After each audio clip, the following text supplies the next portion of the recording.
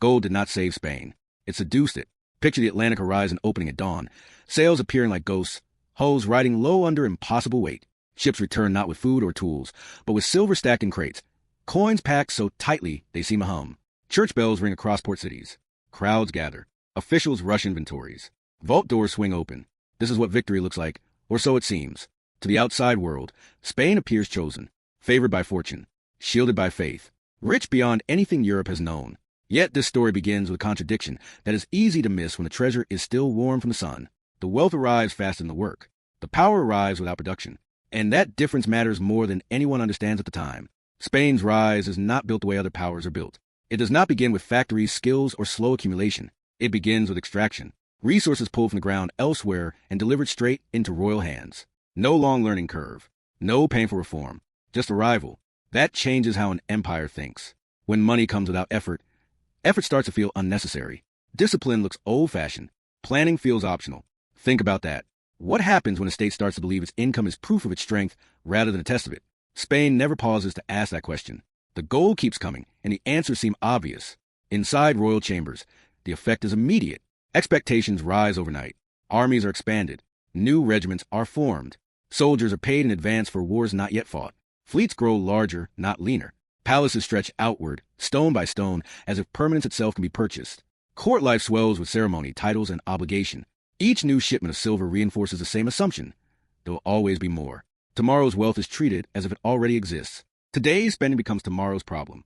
Credit slips quietly into the center of the system, not as a warning sign, but as a convenience. This is not simply a story of rulers spending too much. It is a story of structure bending under sudden abundance. The flow of money reshapes incentives across the empire. Why build slowly when wealth arrives quickly? Why train deeply when imports are cheap? Why innovate when purchase is easier than production? These are not greedy questions.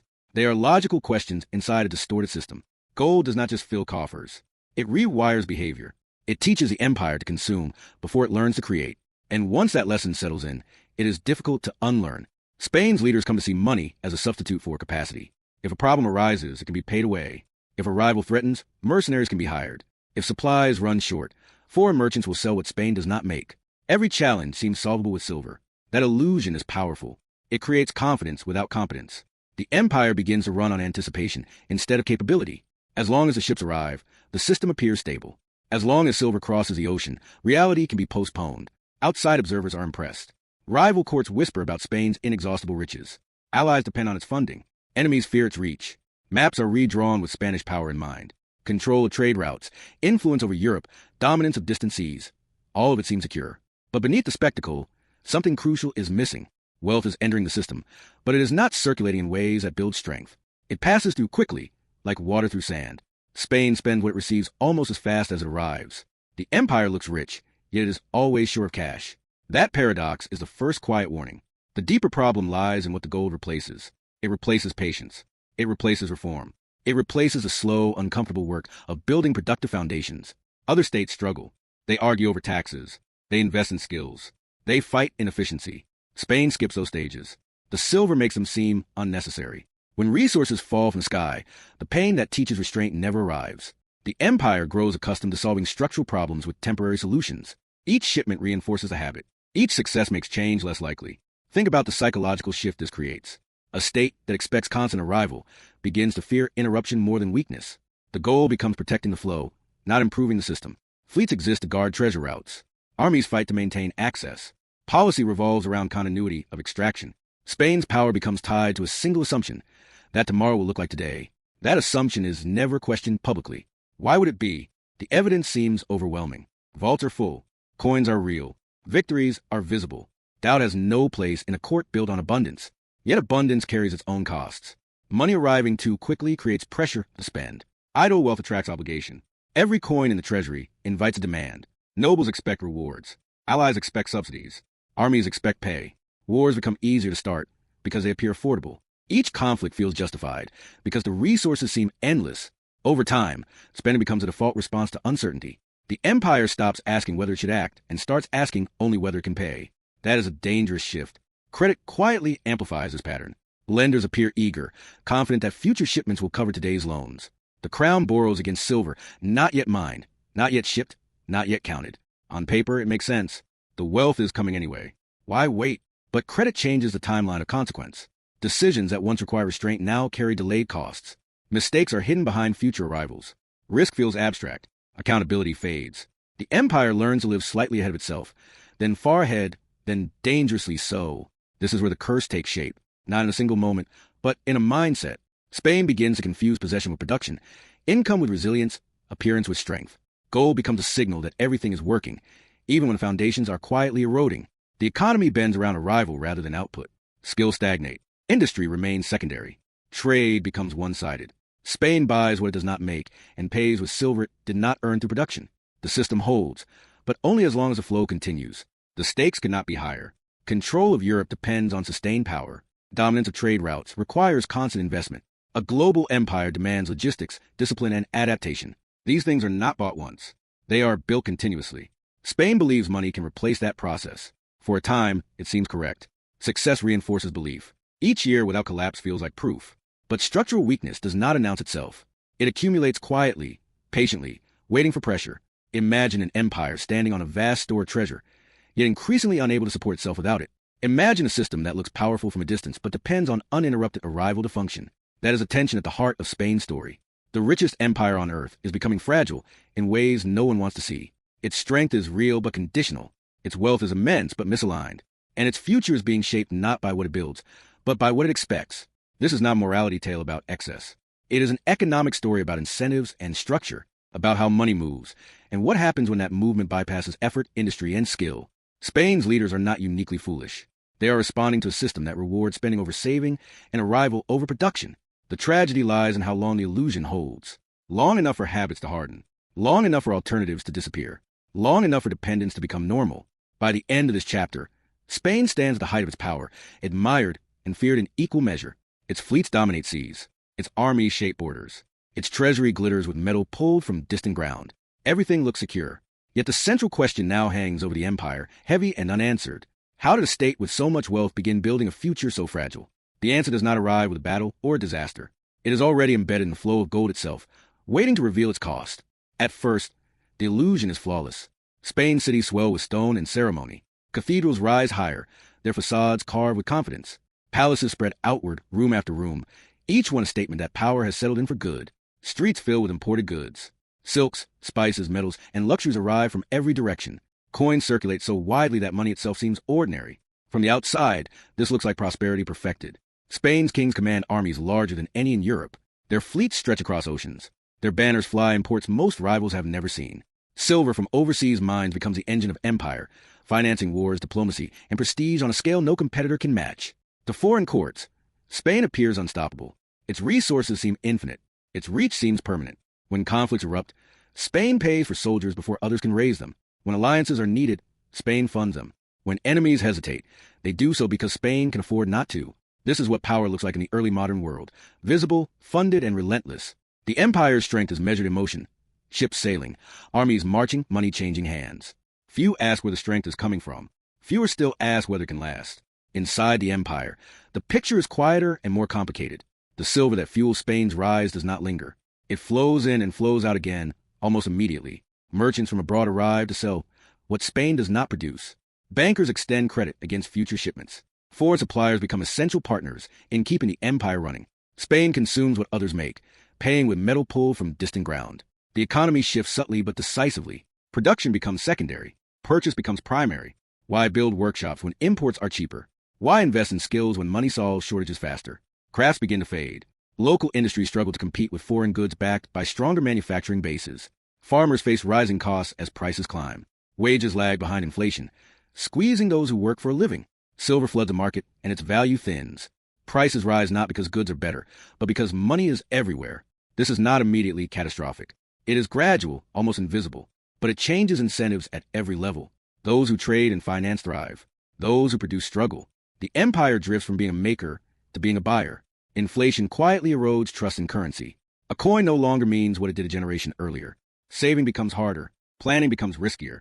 The working population feels pressure first, but their voices carry little weight at court. From the palace windows, the system still looks strong. Ships arrive. Taxes are collected. Armies are paid. The spectacle continues.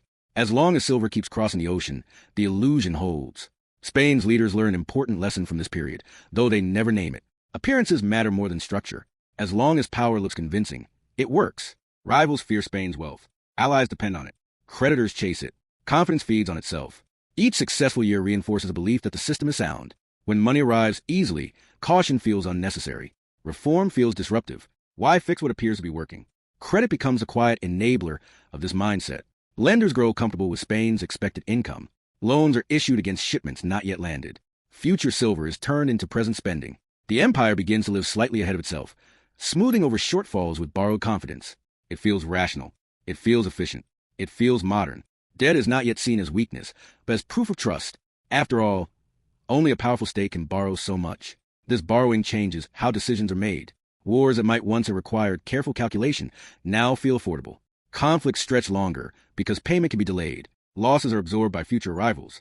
The cost of failure is pushed forward in time. Spain's leaders are not reckless in the moment. They are insulated. The system shields them from immediate consequence. That insulation is the illusion's greatest strength and its greatest danger. Meanwhile, other states watch and adapt. Some struggle to keep up, but they invest differently. They build manufacturing. They develop skills. They strengthen domestic production. Their growth is slower and less dramatic, but it is rooted. Spain's growth is spectacular, but shallow. It depends on continuity. It depends on ships arriving on schedule. It depends on mines producing at expected levels. Any interruption becomes a threat, not just to revenue, but to the entire structure. Think about the imbalance forming here. Spain's power rests on extraction abroad and spending at home. The middle layer, production, innovation, self-sufficiency, remains thin. The empire wins battles and signs treaties, but it does not strengthen its economic spine. It becomes excellent at moving money and poor at creating value. The illusion hides its weakness because success keeps reinforcing itself. Each year, without collapse, feels like validation. Public life reflects this confidence. Ceremonies grow more elaborate. Court culture becomes more rigid. Status is displayed through consumption rather than contribution. Titles multiply. Positions are rewarded with access to money rather than responsibility for output. The empire's identity shifts subtly. Power is no longer associated with making things work, but with commanding resources. That distinction matters more than anyone realizes. As silver continues to arrive, the system expands to absorb it. More obligations are created. More promises are made. The empire's fixed costs rise. Armies require constant funding. Fleets demand maintenance. Alliances expect subsidies. The machine grows larger and more expensive to run. It works beautifully as long as fuel is abundant. It becomes dangerous when fuel is delayed. From the outside, Spain still looks dominant. Its rivals see only the surface. They see armies, ships, and wealth. They do not see the hollowing underneath. Even within Spain, dissent is muted by spectacle. When money is visible, hardship feels temporary. When power is projected, doubt feels unpatriotic. The illusion protects itself. Yet the cracks are forming. They appear first in balance sheets, not battlefields. They show up as small gaps between expected income and actual arrivals. They appear in the growing reliance on foreign merchants and lenders. They emerge in the quiet decline of domestic crafts and skills. None of this feels urgent while silver keeps flowing. That is the illusion's final trick. It convinces the empire that continuity is stability. Imagine an empire that wins wars but loses resilience. Imagine a system that grows larger while becoming weaker at its core. Spain stands exactly there, even as its power peaks. The silver that built its dominance is shaping it into something brittle. The empire has learned how to extract, how to spend, and how to borrow. It has not learned how to sustain itself without constant arrival. This chapter ends with Spain at the height of its illusion. Its cities glitter. Its influence spans continents. Its leaders feel secure. But beneath the stone and ceremony, the economy is drifting out of balance. Production has stalled. Dependence has grown. Credit has replaced caution. The gold keeps coming, but it is no longer strengthening the empire. It is masking the weakness that is about to matter. The turning point does not arrive with fire or invasion. It arrives quietly, through numbers written in ink. Ledgers begin to show strain. Payments stretch further into the future. Expected arrivals fail to line up with immediate needs. Wars last longer than planned. Fleets cost more to maintain. Armies demand regular pay whether they are fighting or waiting. The system that once felt flexible begins to feel tight. When a treasure shipment is delayed by storms or conflict, the reaction is immediate. Panic does not spread to the streets, but through the treasury. Shortfalls appear where abundance once lived. Spain responds the only way it knows how. It borrows. Credit, once a convenience, becomes a necessity. Loans are taken out to cover expenses that cannot wait. Interest is accepted as the price of continuity. Future income is pledged again and again. On paper, it still works. The silver will arrive. It always has. But each loan pulls tomorrow's wealth into today's obligations. Each promise narrows the margin for error. The empire begins to spend money it no longer fully controls.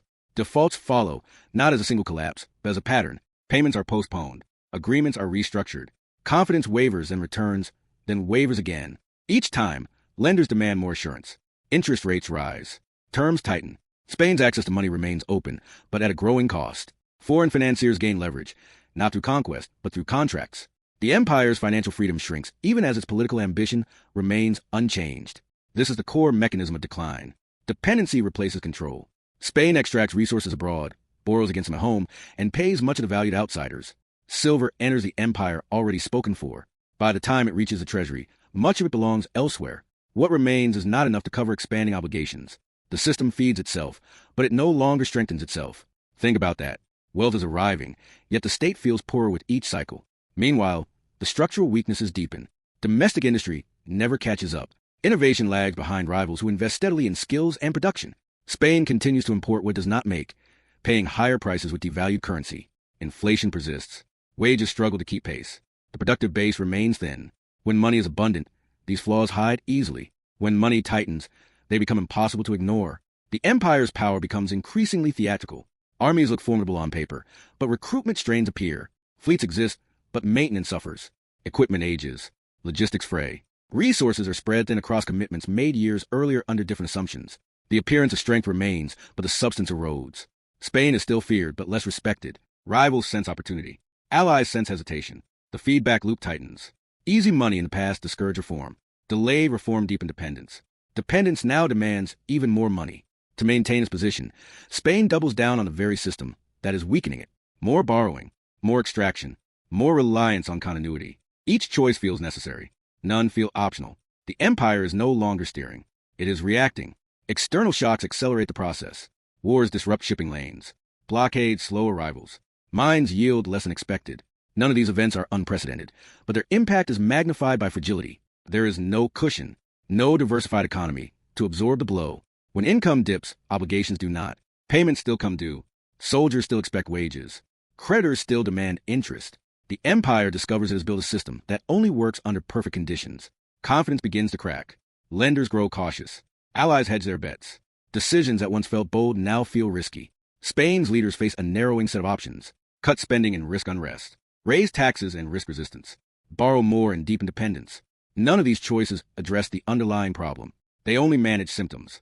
At the heart of it all is timing. Spain's wealth arrives too late to build what it needs and too early to avoid consequence. The silver floods in before industry can develop and dries up before reform can catch up. The empire has optimized itself for arrival, not endurance. It is excellent at receiving money and poor at converting it into lasting strength. Think about the contrast forming across Europe. Other states, once poorer, now invest in production. They build manufacturing centers. They develop financial systems that support industry rather than replace it. Their growth is slower, but it compounds. Spain's growth spikes and stalls. The gap narrows, then reverses. Power shifts not because Spain suddenly collapses, but because others become stronger while Spain stands still. The gold that once symbolized dominance now exposes vulnerability. Each delayed shipment reveals how little margin remains. Each negotiation with creditors highlights lost autonomy. The empire begins to feel trapped by its own past success. The choices that once made sense now limit every move. Wealth has become obligation. Power has become maintenance. By the end of this chapter, the illusion is gone. Not publicly, not dramatically, but internally. Spain's leaders understand that something fundamental has changed. The system still functions, but it no longer forgives mistakes. There's no resilience left. The empire has reached a point where continuation requires constant effort and increasing sacrifice. The gold still arrives, but it no longer saves. It merely delays a reckoning that is now unavoidable. The end does not come with a single fall. It arrives slowly, unevenly, almost politely. Spain remains an empire, but a diminished one. Its flags still fly. Its court still gathers. Its rituals continue. Yet the energy is gone. Wealth still enters, but it no longer transforms. It only sustains what already exists, and not very well. The empire grows quieter, less decisive. Rivals begin to move with confidence, once reserved for Spain alone. Trade routes shift. Financial centers relocate. Influence drifts elsewhere, not seized by force, but earned through structure. Spain's power contracts without spectacle. Territories are held longer than they should be, because letting go feels like admitting failure. Reforms are discussed but delayed, constrained by debt and habit. The state remains proud, but poorer. Its influence shrinks not because it is defeated, but because it cannot keep up. Other powers now dominate production, finance, and trade. They control the systems that generate value, not just the resources that fund spending. Spain finds itself reacting to a world it once shaped. The empire's decline reveals its final lesson. Riches did not destroy Spain by excess alone. They destroyed it by postponement.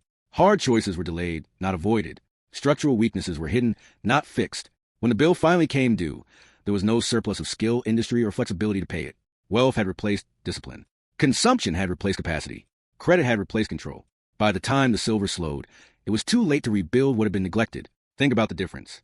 An economy built on production can absorb shocks. It can adapt. It can redirect effort. An economy built on extraction looks invincible until conditions change. Then it discovers it has nothing beneath the surface. Spain's fall is not dramatic, because it is structural. The empire fades under the weight of its own design. The same system that lifted it quickly pulls it down slowly. This story does not end in the past. It echoes forward. Resource windfalls, easy money, borrowed futures. These patterns repeat across history. Some states use abundance to build foundations. Others use it to avoid doing so. The outcome is always the same, only the timeline changes. Riches can be a gift, or they can be a trap. The difference lies in what they replace. Spain shows what happens when money arrives faster than wisdom. Its curse was never gold itself. It was what gold allowed the empire to ignore. Discipline, productivity, adaptation. Those are not glamorous. They did not arrive in fleets. They are built slowly, quietly, and often painfully. But they last. Spain chose spectacle over structure, and history recorded the cost. If you want to understand how power really works, and why empires rise and fall long before the final collapse, subscribe to this channel, and share this story with others who look beyond the surface of history.